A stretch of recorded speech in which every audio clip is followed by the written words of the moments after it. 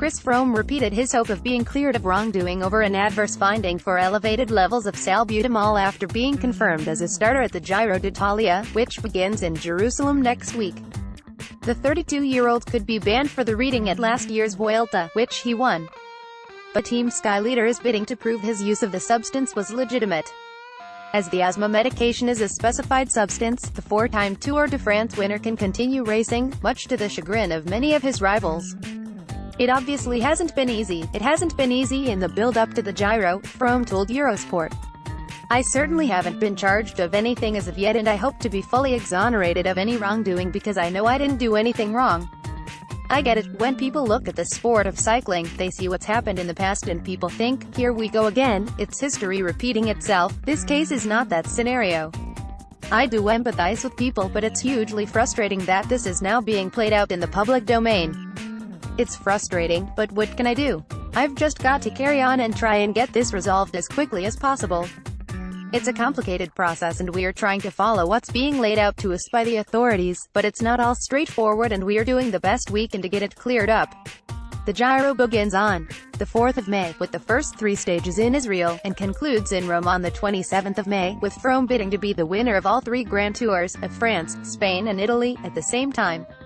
Whether Froome will line up to target a 5th yellow jersey at the Tour in July will likely be decided by administrators, lawyers and experts considering the salbutamol reading, which has left a series of questions unanswered. Amori Sports Organization, the Tour organizers, are reportedly prepared to block Froome's participation if the case is unresolved.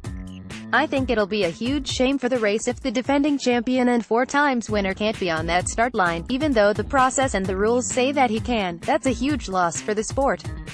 Froome added. A 5th Tour title would see Froome share the record number of victories as Lance Armstrong was stripped of his 7 titles.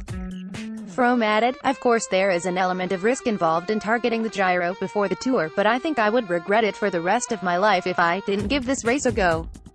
I would love to win the Maglia Rosa, the Giro race winner's pink jersey, but I am under no illusions whatsoever about how hard the race will be.